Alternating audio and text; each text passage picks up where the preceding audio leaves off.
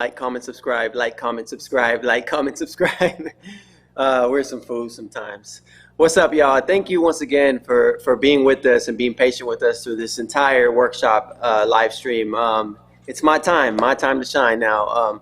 I wanted to get into something a little bit different. So as you can tell, I'll probably be sitting down and talking to you guys, but I think that this is a very important topic in our community because as you begin your journey or your path as a b-boy or b-girl or an overall dancer or an artist in our community, it's important to understand where you can take this, right? Some of us, when we first join the community, in terms of when we first find dancing and we fall in love with dancing, we start from a base of just love. This is something that we're passionate about, and I just want to do it every single day. And then it goes into that moment of where I just want to learn a windmill, and then once I learn a windmill, I'll be good. And then once you learn your windmill, it's like, nah, now I need a flare, and then now I need an air flare, now I need this, and so then all of a sudden you start to become obsessed with this passion of yours, right? And that's something that I want to talk about, because in the beginning, it's all passion. It's passion driven. This is why you get up, and this is why you want to practice every single day. But then passion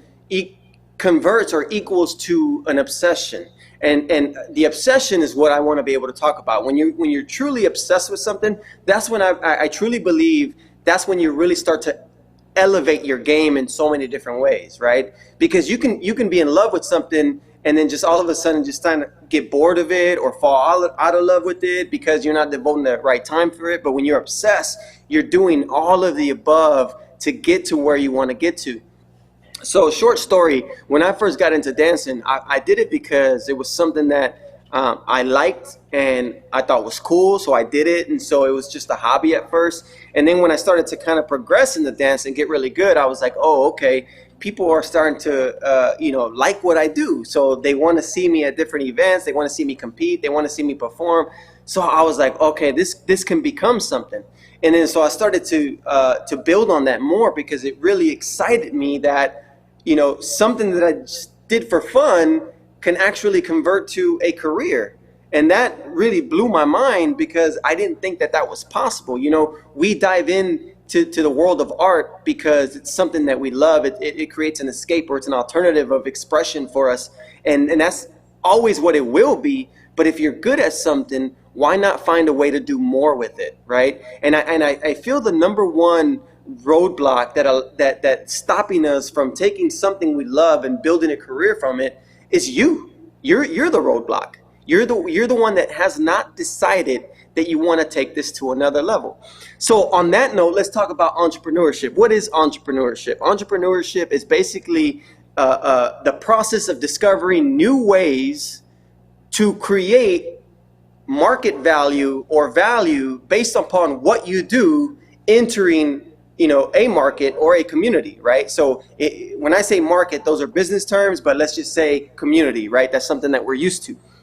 So in terms of standing out and bringing brand awareness to yourself, you got to create something people like, right? People don't like jerks. People don't like someone that's very hard to talk to, or someone that thinks that they're a gangster, or someone that thinks that they're this, because then they're very hard to communicate with. So since the beginning, I've always built something that people will always like, right? So every time I dance, yes, I battle aggressive, I do that, but I've never tried to fight anybody. I've never tried to talk down on anybody. I've never did like bite signs. I never did that. And not to say that that's not a big part of our culture, because it is, but there's a way to control it, right? And part of my control was to be able to create an image or a brand that people like and want to be a part of. Right? Because growing up as a kid, I saw a lot of people that I looked up to that I was so afraid to connect with them, because I didn't know how to approach them, because they were scary to me. So I feel like I couldn't build or learn from them because they were scary. And for me, that now, thinking about it now and later on, it was brand awareness that went wrong on their part, in terms of they weren't doing a good job of role modeling something positive or something inspirational. So it was so hard to connect with. And so that is the number one thing that I want to talk about before we actually build. Remember, entrepreneurship is the process of discovering new ways to bring value to the community or bring value to a marketplace, right? And so on that note, joining the community, I wanted to make sure that everything that I did was something different, dynamic, impactful, and that people liked, right? And so I did. I remember coming out, Freestyle Session 99, 2-year anniversary, Cross One's event in Pasadena, California. It was one of the first times that people started to see multiple air flares. Now, I had been doing multiple air flares since probably like 97, but that was the first time I actually got the opportunity to travel and hit the stage and showcase them.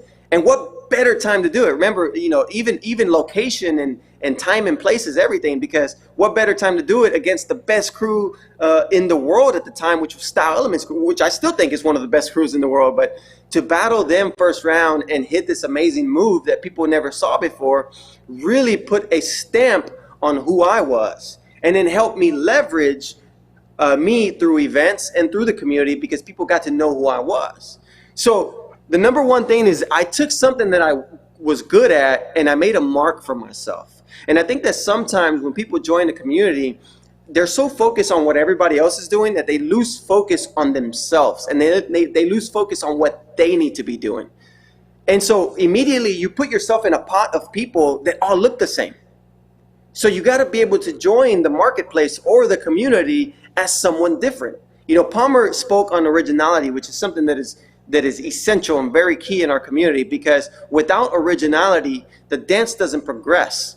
Everything starts from a foundational kind of pivotal moment, and then it spawns to something different, and then that spawns to something different, and then that generates to growth, right? So something that I might have created 20, 25 years ago, people may be doing it today as a foundational move, which is totally fine. That's why sometimes the biting aspect sometimes for me can be a little bit too carried away. Now there's some things that people do that is just absolutely the same, and I think that's wrong, but find ways to innovate and discover a new process, right? That's entrepreneurship. And so along the way, I came with this move and I discovered a way to be more presentable within the community. Remember, I'm entering a community that is filled with so many talented people. I'm not saying here that I'm the best at what I do, but I'm good at knowing what I'm good at and being able to distribute that publicly to let people know what I'm good at, right? And then you also have to know what you're not good at, because you don't want to overdo what you're not good at, because then you're definitely not going to stand out, right? We're this little bitty dot, right? We're this little bitty dot in this worldwide community. What is it going to take you to stand out in this community? What is it going to take, right? Is it being original? Is it joining the formula of whatever every other B-boy or B-girl is doing to win competitions? What is that formula? That is something that you have to figure out, right? And that is the process of literally entrepreneurship. So you can carry the formula as a B-boy or as a B-girl on developing who you are and being unique, and translate it to the business world, right? So now let's go into the business world, right? The business world is a whole different place. People communicate differently, they dress differently, they act differently, they expect differently, right?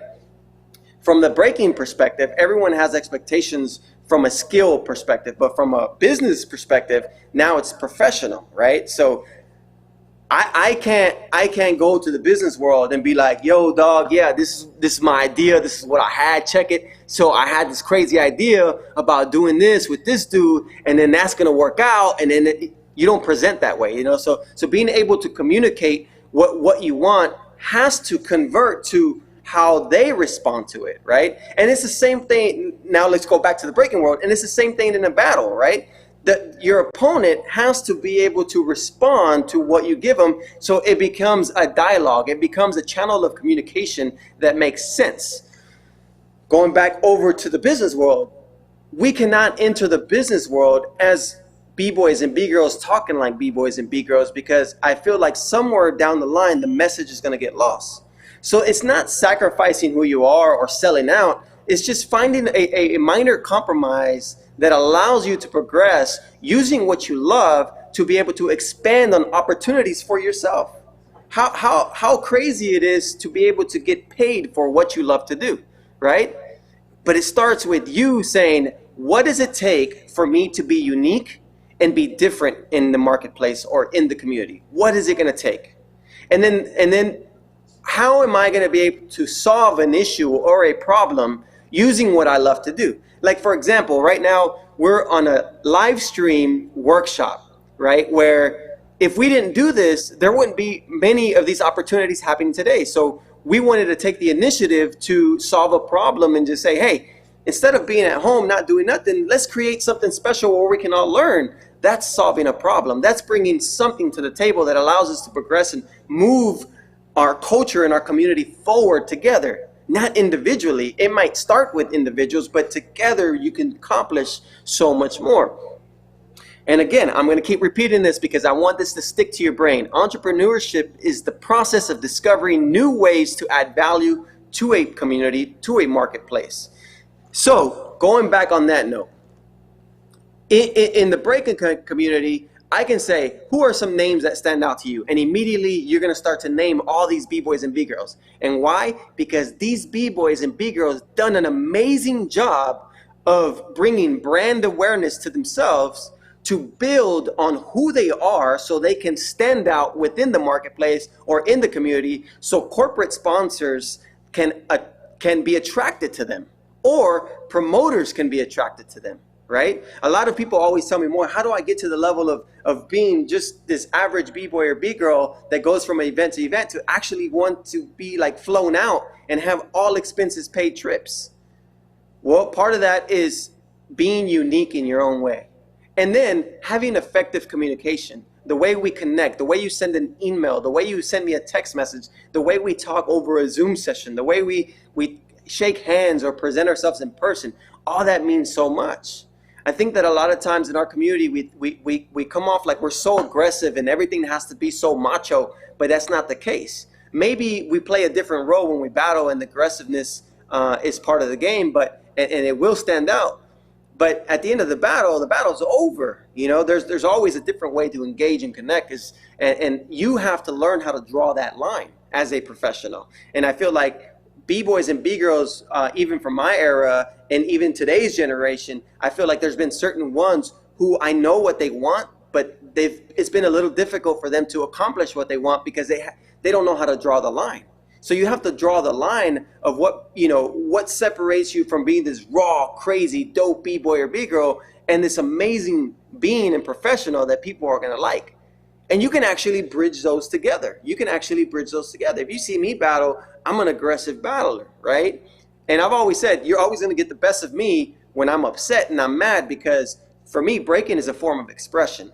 And I'm going to do better when I'm mad or upset. And if I'm not that, you're not going to get the best of me, right? But I'm able to showcase the best of me even at a controlled kind of temperature, because I know how to control and I know how to draw the line of who I am and how I want people to portray my image or my brand, right? And that is what eventually converts to, let's just say, a product or something that you want to sell to a promoter or to an event organizer or to a corporate sponsor.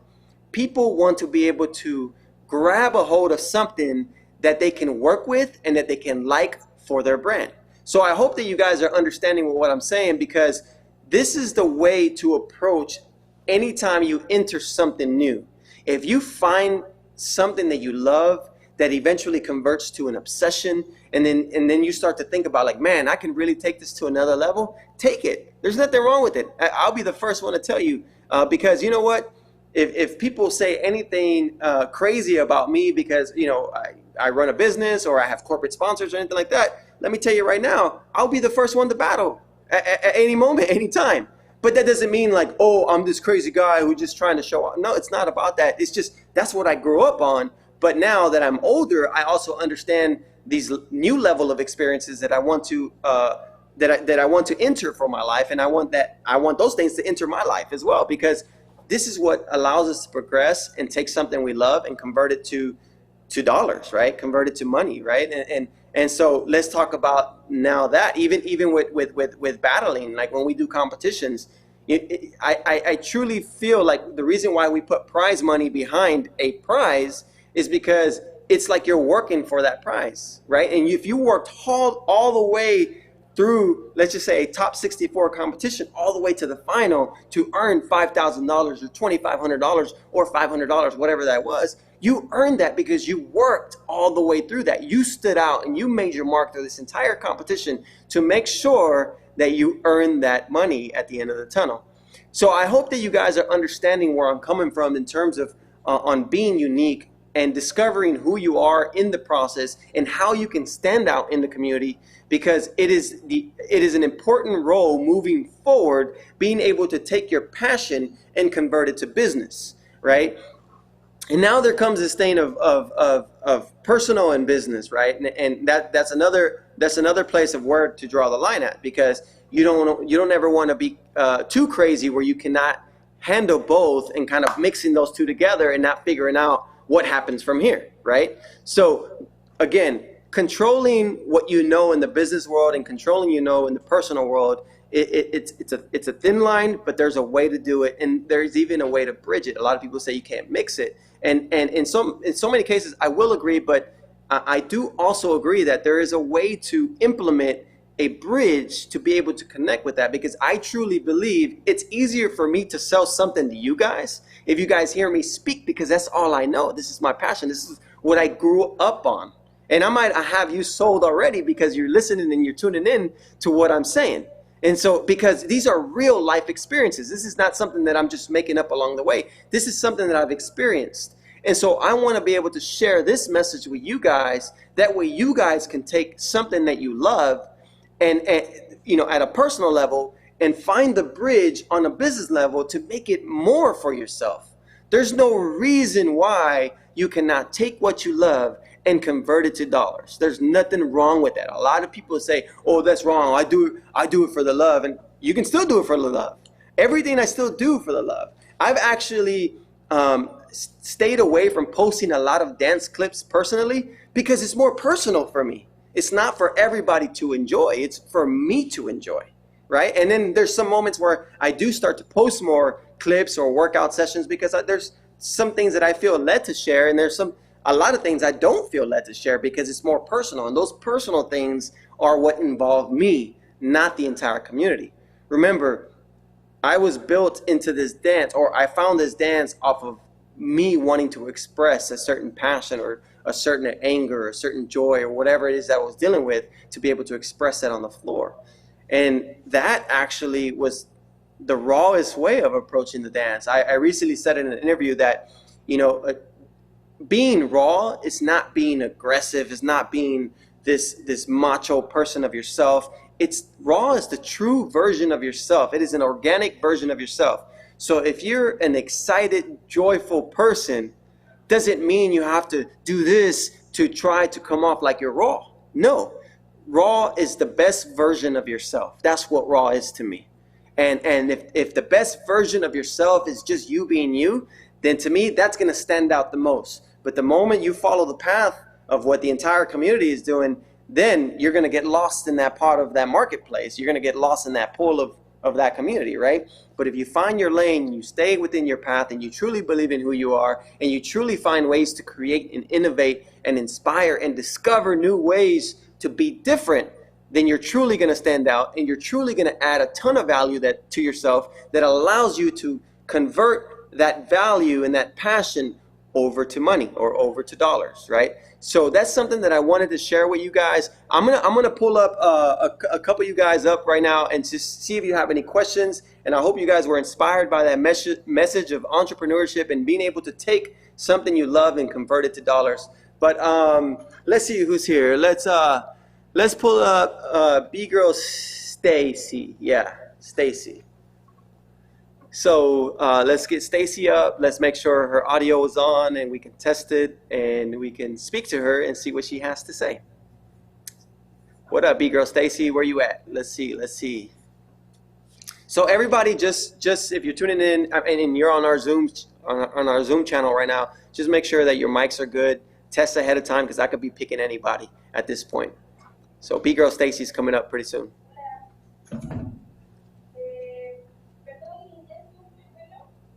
Can you turn her up?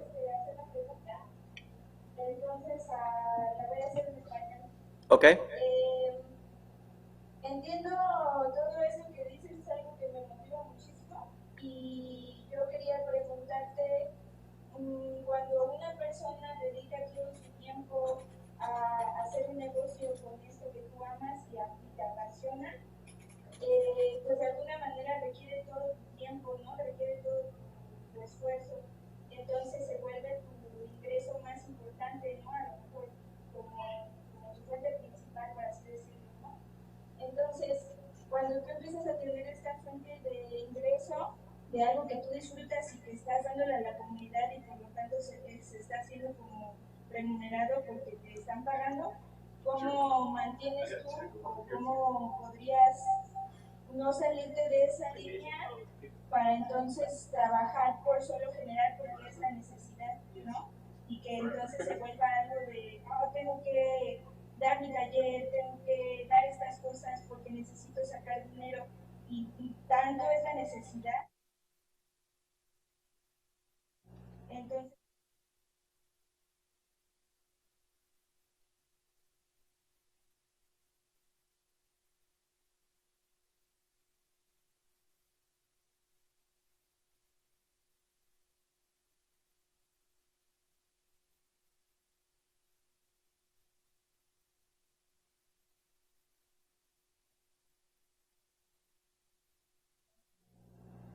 Okay, so for everybody that's tuning in, I can speak Spanish and I understand Spanish, and she's basically asking, very simplified, how does she stay focused even with all the challenges, of having to earn money, and maybe it's difficult sometimes to not be able to earn money, but you're still trying to stay on the path, and you want to be able to enjoy the fruits of the labor, but you're not seeing it, and you're doing this out of love, but then you're not getting what you want. And so, to simplify the process is basically saying, how does she stay on the path to make sure that she ensures that she will be successful and she will enjoy what she's doing. And so on that note, it's really important to just believe. You have to believe in what you're doing. That is the number one thing.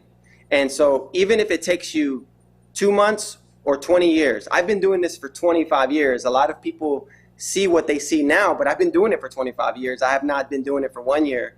And I'm still going through a lot of challenges. Every single day I woke up with, I don't know if I can keep going. I don't know if I can keep going. I don't know if I can keep going. But I still find a way to keep going because I truly believe. I truly believe in myself. And that's something that you guys have to understand. And that's something that you, Stacey, have to understand, that no matter what comes your way, you have to keep going. And if money is a necessity, you have to find a way to make it happen. There's no excuse for it. Because when you truly love something, you find a way to protect it, keep it with you, hold it, cherish it, keep it going as you're growing. It has to grow with you. So it has to go with you every single direction that you go. And so I remember a lot of times when I was growing up, it was so difficult for me because I didn't have the money to do what I wanted to do. And then I started to question, like, why should I keep doing this? Because it's starting to get boring, and then I'm pouring all my hours and all my life to it, and then I don't see what I want to see. But really, over time, you will see what you want to see. The only way you won't see what you want to see is if you give up. The moment you give up is when you stop everything. So it could take 1 year, it could take 2 years, it could take 20, 30 years. We don't know that.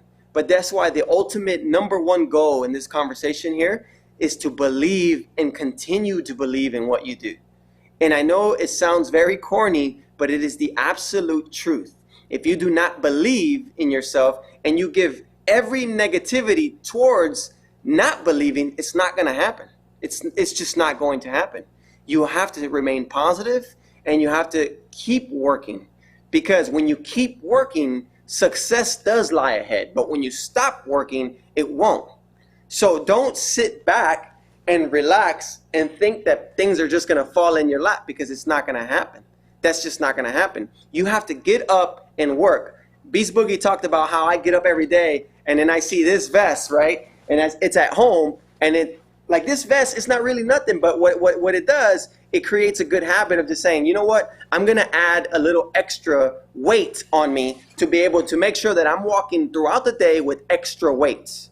So every day of our lives, we all walk with extra weights. The weight, like Palmer said, could be a bad girlfriend, a bad boyfriend, your bills, everything. But you have to learn how to break that somehow, right? And part of that process is being able to say, you know what, no matter what it takes, I'm going to do it. Carry the weight, figure it out. If you need money, street perform, find a part-time job, do whatever it is that you do, but do not give up on what you want to do, because when you give up, you won't reap those rewards. You will not benefit on those fruits of your labor because you gave up. So no matter how long it takes, and I'm a good example of that, and I say that proudly, not arrogantly, but to say, like, this is all I've believed in. This is all I've done. And you guys have not seen my backstory and what I've been through, right? But I've been through so much, and not one time have I showcased to you guys that I gave up. And that's my challenge to you, is to showcase to your friends, to your family, and to myself, and to everybody at Break Free, that you're not here to give up, and that you are here for the long haul. So just keep it up. So that was really good. I know she spoke in Spanish, and I could have responded in Spanish, but I wanted everybody to understand the message. So let's pull somebody else up. Let's get the Zoom channel back up, and let's see who else we can pull up really quick. We got time maybe for one more. Let's pull up anybody interested. Anybody interested? Have some questions? No? All right, so I'm gonna go with okay, go back. Right here, who is it? Eva Bust a Move? Eva Bust a Move. We're gonna go with Eva Bust a Move real quick. So make sure your audio is good and you're unmuted. Can you test your audio? I can't. We can't hear you. So can you click the little microphone or the speaker on you? Okay, ready? There we go.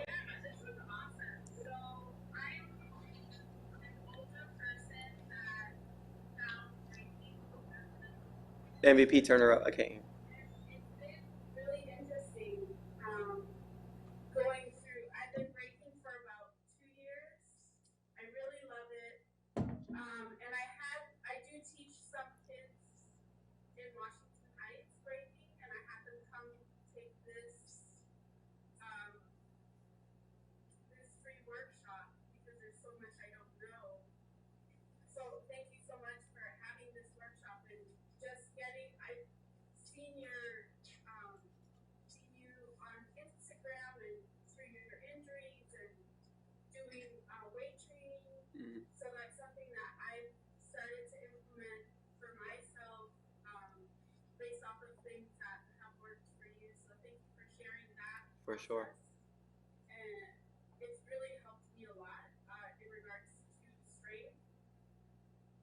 And I kind of was wanting to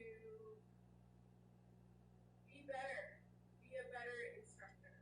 Yeah. For my students. And I reached out. So I think for me it's more I just want to experience the 3 days and then Yeah, so I don't really know if I have a question. yeah, it's okay. It's okay. Absorb and so that I can be a better teacher. Sure. And so Eva, thank you so much for sharing that. You know, and I call out on people just to be able to connect and build with you guys, and it might not relate to what we're talking about, but you know, when you talk about being a better instructor, you know, that does in some cases relate to not only personal life but business life, because you are an instructor and this is what you get paid for and things like that. And the number one piece of advice is obviously just continue to be yourself, but number two, be relatable. You know, I think that a lot of times when we teach kids, we forget that they're kids and we try to teach them like the way we want to be taught. So you have to find a way to be relatable to them, right? And find methods that allow for kids to be able to engage and connect with you.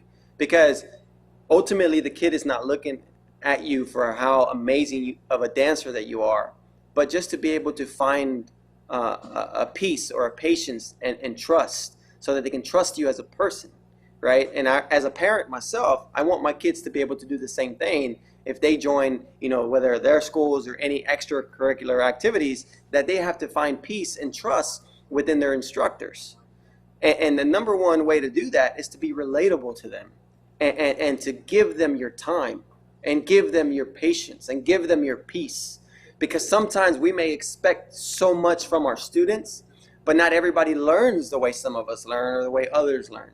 Some of us learn at different speeds. And so you have to find a way that's manageable and relatable across the board. That way everyone feels included. And that way in your classes, you don't start to single out your best student or your worst student. Because that's something as an instructor we should never do.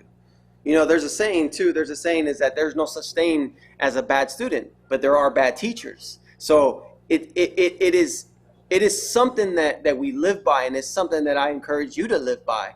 That regardless of how bad of a student that you think that bad student doesn't exist.